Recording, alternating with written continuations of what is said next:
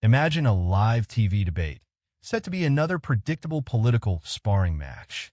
The cameras roll, the tension is palpable, and then a single piece of paper slides across a table, ripping open the carefully constructed facade of political discourse and exposing a truth so raw, it silenced a room and ignited a national conversation. This is the story of how Congresswoman Jasmine Crockett, with quiet composure, flipped the script on live television, revealing the calculated tactics beneath the surface of aggressive political rhetoric and forever changing how we see public debate. Karoline thought she was walking into another debate she could dominate until Jasmine slid a piece of paper across the table that flipped the entire conversation and the country on its head. It happened just after 8:40 a.m. on a Thursday. The panel was already tense. For people on set, 3 cameras rolling, and a producer in the control room who later admitted they felt something was about to blow. Jasmine Crockett sat calmly, lips pressed together, pen in hand. She wasn't fidgeting. She wasn't defensive. She was ready. Karoline Leavitt, on the other hand, had been steamrolling the conversation for nearly 10 minutes, talking over the moderator, pivoting from question to question like it was a game show. She came in hot and condescending, throwing pointed jabs at Crockett, most of them subtle, some of them not. And then it happened. The moderator turned to Jasmine and asked, "Congresswoman Crockett, do you have a response to that?" Jasmine didn't blink. She looked straight at Karoline and said, "Sure, but before I respond to her opinion, I think we should talk about the real reason she's so loud about mine." The panel went quiet. Jasmine reached into a folder, one that had been sitting on her lap the whole time, and pulled out a single sheet of paper. She held it up briefly, then handed it to the moderator. "This is an internal memo," she said, her voice calm but firm. "Circulated 2 weeks ago. Her campaign team signed off on it.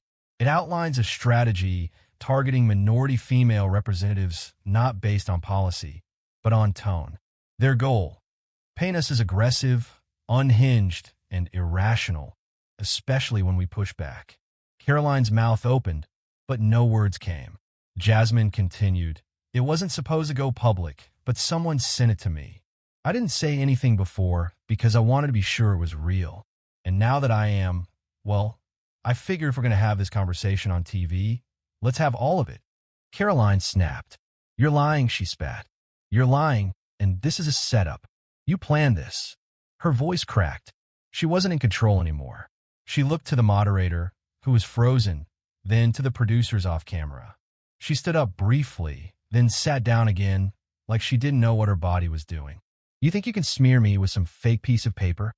Karoline shouted. "You're trying to play the victim again." But Jasmine didn't flinch. "I'm not playing anything," she said. "I'm just reading what your team wrote about people like me. And if that makes you uncomfortable, you should probably ask why it was written in the first place." The panel descended into chaos. The moderator tried to regain control. One of the producers cut to commercial, but the damage was already done. Karoline was still yelling as the screen faded out. But what the audience at home didn't see, the part that would go viral within minutes, was the 14 seconds of raw studio footage that got leaked shortly after. It showed Karoline ripping off her mic, pacing in circles, cursing under her breath. She turned to one of the producers and hissed, "She set me up." She knew I couldn't defend that without looking guilty. And maybe that was the point. By 10 a.m., the clip was everywhere. Twitter, Instagram, cable news, even morning radio in Cleveland. People weren't just reacting to Karoline's meltdown. They were reacting to the moment someone finally said what so many had felt for years, that some attacks don't come from disagreement. They come from strategy. But the real story didn't start here. It started a few days earlier, long before any cameras were turned on. 5 days earlier, Jasmine Crockett sat at a small cafe in downtown Des Moines, Iowa. Not exactly the center of national politics, but that's where she liked to meet with her old friend Shelby Barnes. Shelby wasn't in politics, never had been, but she had a gift for reading people. And that day, she didn't sugarcoat it. "Karoline's not just poking at you, Jazz. She's laying bait," Shelby said, stirring her coffee. "She wants you to snap. That's the plan." Jasmine leaned back in her chair. "I know," she sighed, "but I'm not playing that game. She wants a show. I'm not giving her one." but she was already thinking deeper. It wasn't the first time Karoline had gone after her, not even the 10th. Their history was layered, complicated by the way Karoline carried herself. Smug, poised for a soundbite, constantly playing to the cameras. They'd sat across from each other before in hearings, town halls, even off-the-record dinners in D.C. But Karoline never missed a chance to talk down to her. 2 weeks earlier, Jasmine had heard whispers, rumors of a private strategy call among Leavitt's team. Nothing solid, just word of mouth, the kind of stuff you file away and watch out for. But then an anonymous email landed in Jasmine's inbox. No subject line, no text, just an attachment. A PDF-marked draft messaging memo. Internal use only. She didn't open it right away. In her line of work, you learn to be skeptical. Could be a hoax, a trap, a misdirect. But 3 days later, she had the document verified through a contact at the network. It was real. Inside was exactly what she feared. A strategy built on discrediting her, not with logic, but with language. It described targeting Crockett and others like her with coded attacks designed to trigger certain reactions. The memo suggested pushing them to the edge emotionally, then framing their reactions as unprofessional.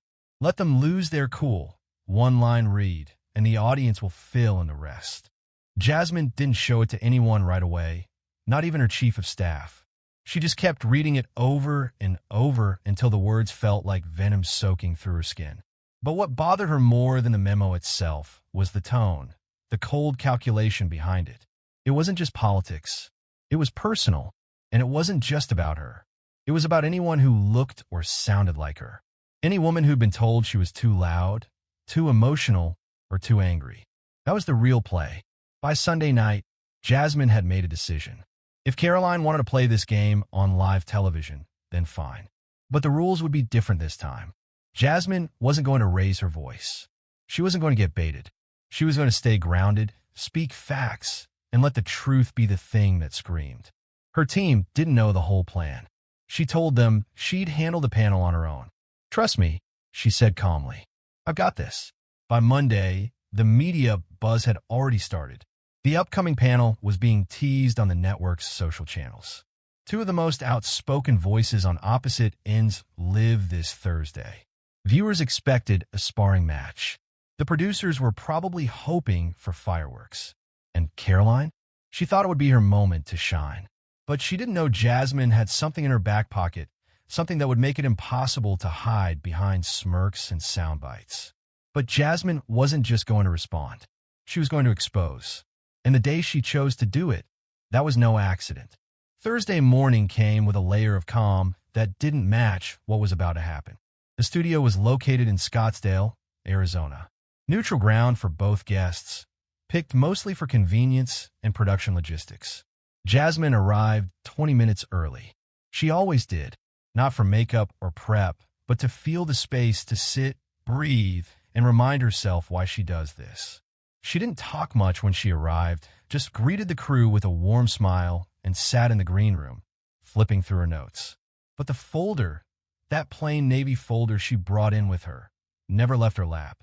Karoline arrived a few minutes later, trailed by her media consultant and an assistant carrying iced coffee and a spare blouse in a garment bag. She was in high gear, laughing loud, talking fast, already working the makeup room like it was a campaign stop. She glanced at Jasmine once, then looked past her like she wasn't there. "Is she always this quiet before panels?" one of the junior producers asked, not even trying to whisper. Jasmine heard it.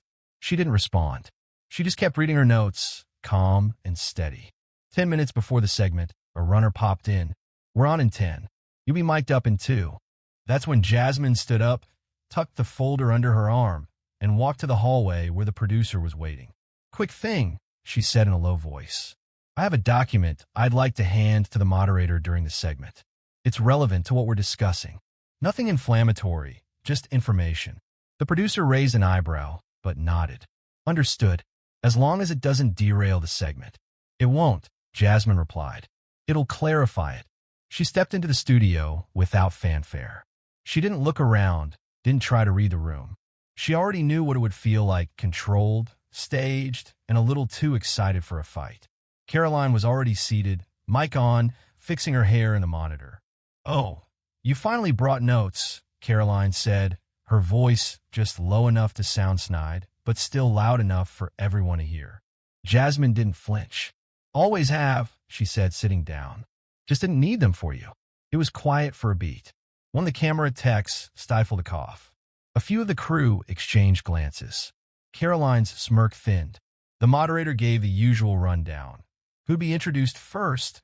What topics were being covered? When a break. Jasmine nodded politely. She didn't care much about the outline. The moment she was preparing for wasn't listed in the schedule. It was something no one had penciled in. 3 minutes before airtime, Jasmine checked her mic, clipped it properly, and opened the folder once more, reviewing just one line from the memo that had been eating at her since the moment she read it. If they defend themselves too quickly, call it emotional. If they pause, call it rehearsed. Either way, they lose. She whispered the words to herself, not out loud, not as a statement, as a reminder. When the countdown began, 5, 4, 3, Jasmine inhaled slowly and blinked once.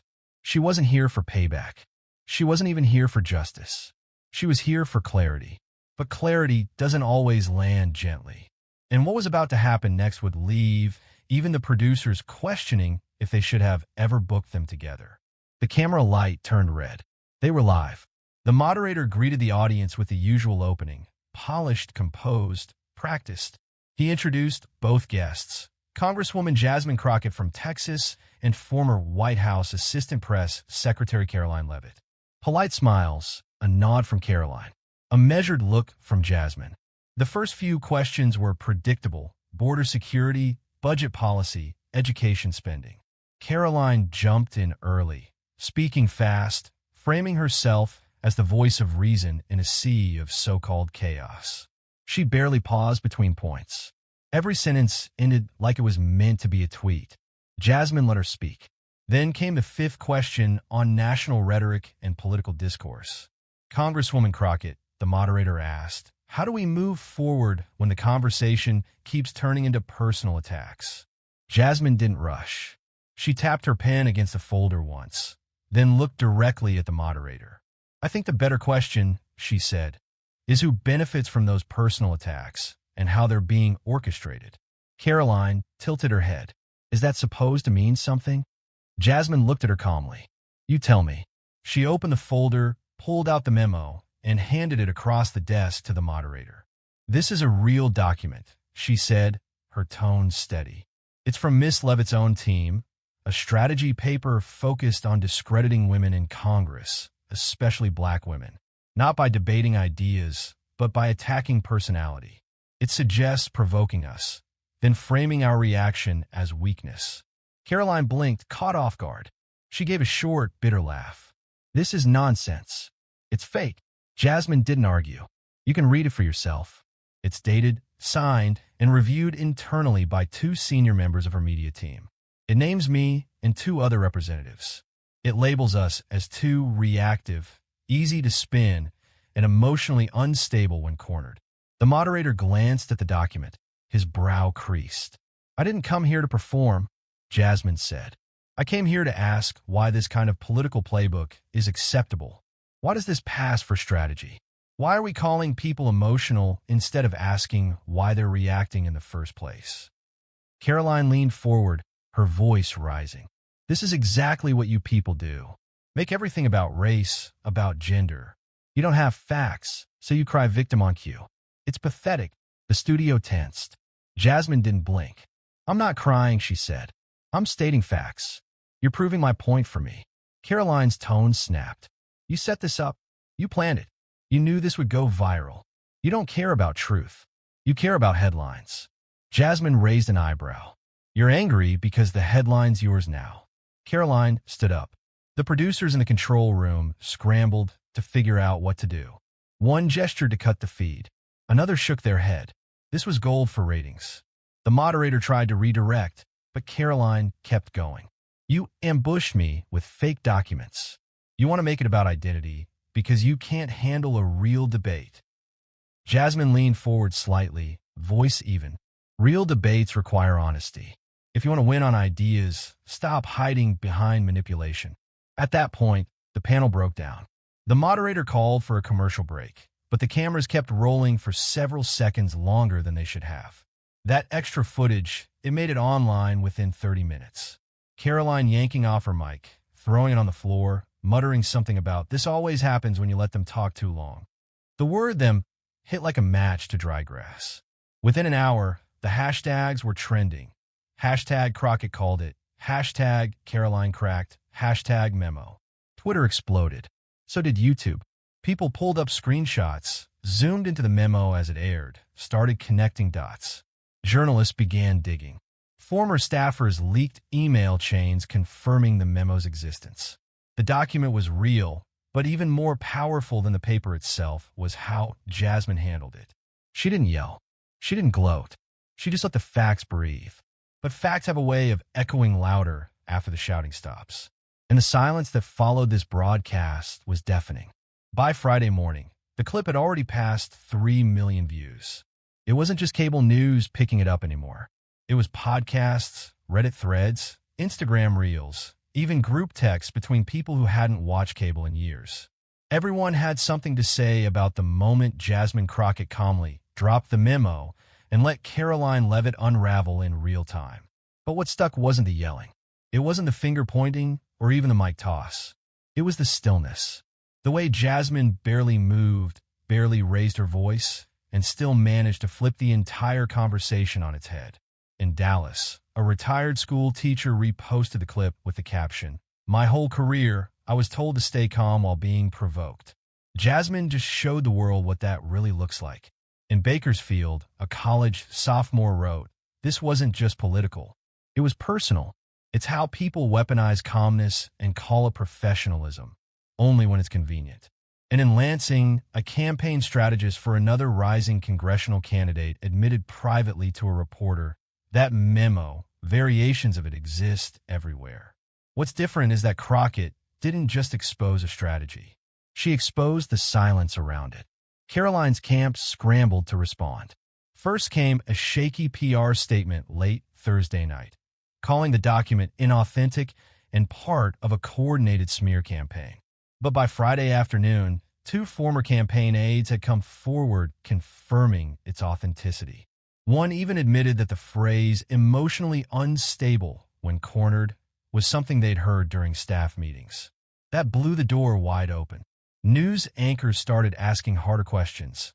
Who else uses these tactics? How long have campaigns leaned on personal attacks, disguised as messaging strategies?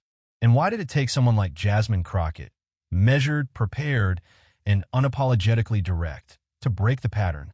Karoline vanished from public view for 72 hours.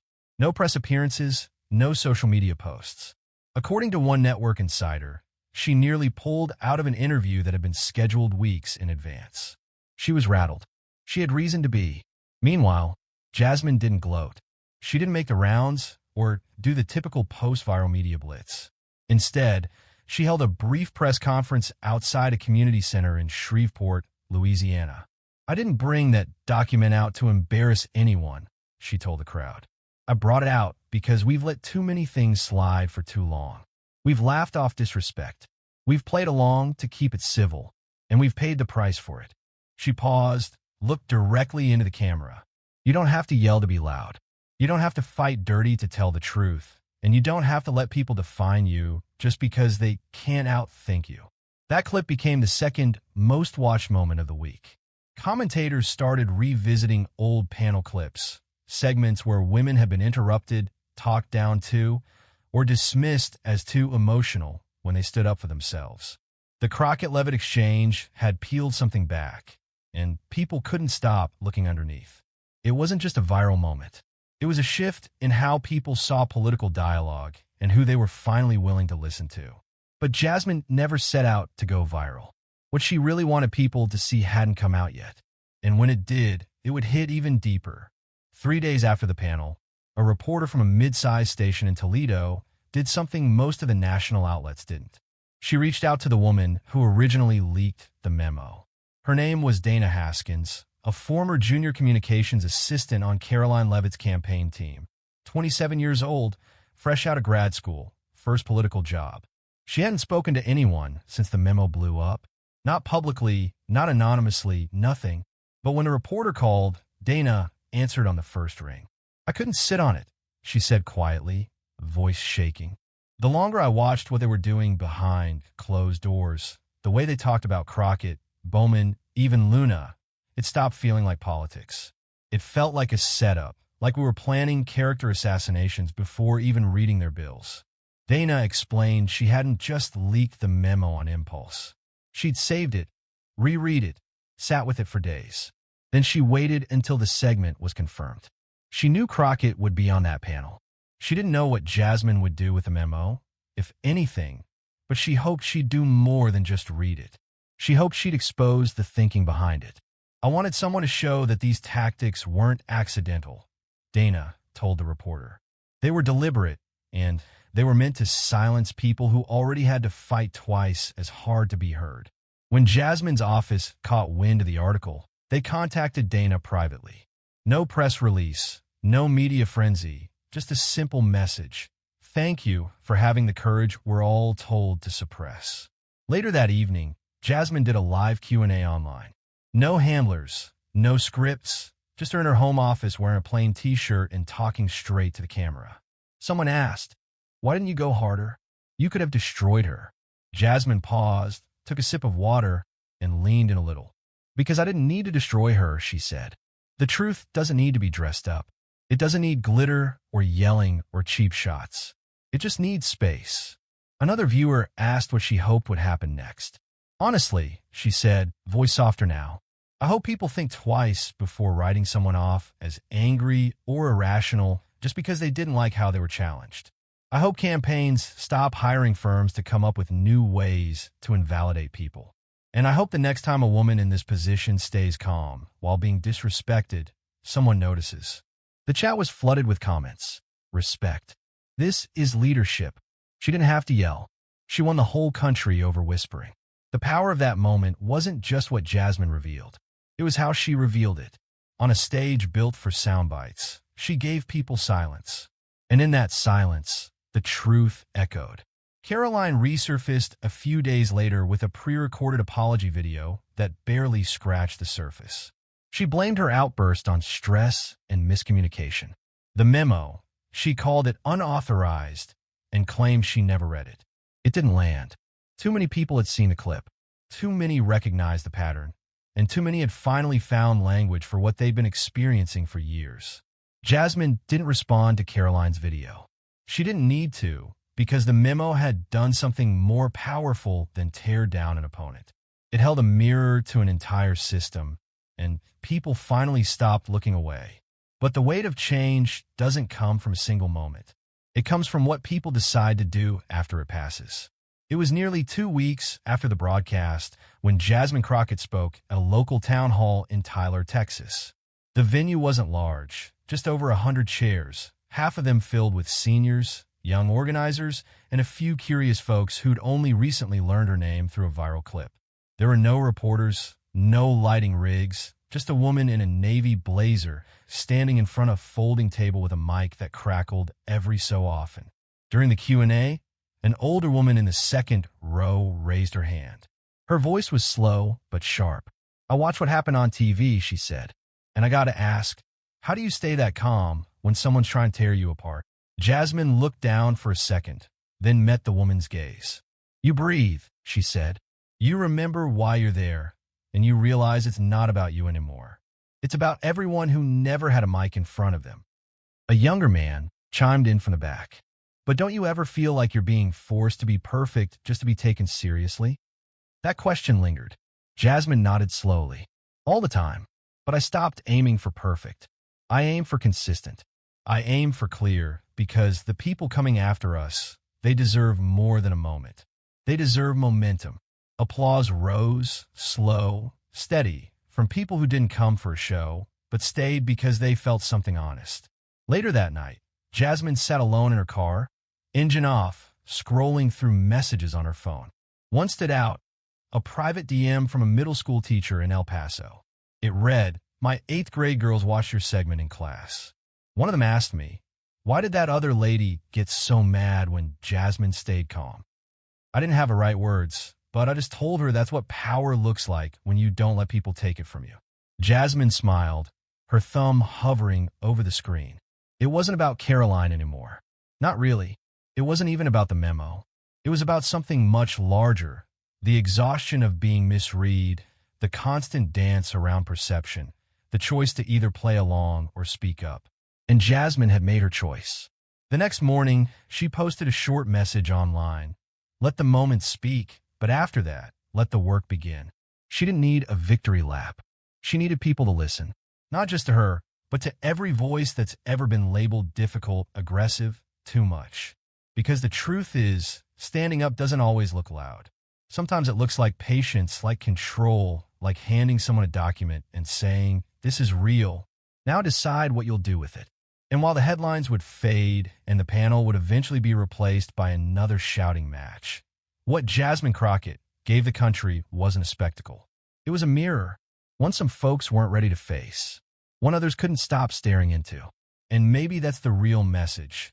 If the truth makes someone snap, maybe the problem wasn't the truth, but how long they thought they could hide from it.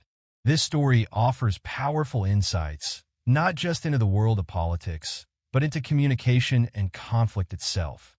Firstly, Jasmine Crockett's calm and measured response in the face of aggression demonstrated that true strength often lies in control and clarity, not in escalating conflict, highlighting how maintaining composure can disarm an opponent and allow facts to speak for themselves. Moreover, the incident revealed that many public debates are not about genuine policy differences, but about calculated strategies to discredit and silence opposing voices, especially those from marginalized groups, showing the importance of recognizing and exposing these hidden agendas. Furthermore, Jasmine's quiet presentation of a verifiable document had a far greater impact than any emotional outburst could have, underscoring that truth, when presented clearly and calmly, possesses an inherent power that resonates more deeply than manufactured drama. Additionally, the widespread reaction to the event, from teachers to students to strategists, showed how one individual's experience can reflect a broader, unspoken truth for many, illustrating the importance of validating shared experiences and the power of giving voice to what has been suppressed. Finally, while the viral clip was impactful, the story emphasizes that lasting change comes from what happens after the immediate sensation. As Jasmine's continued focus on clarity, truth, and empowering others demonstrates that true leadership extends beyond a single dramatic event into consistent advocacy and action.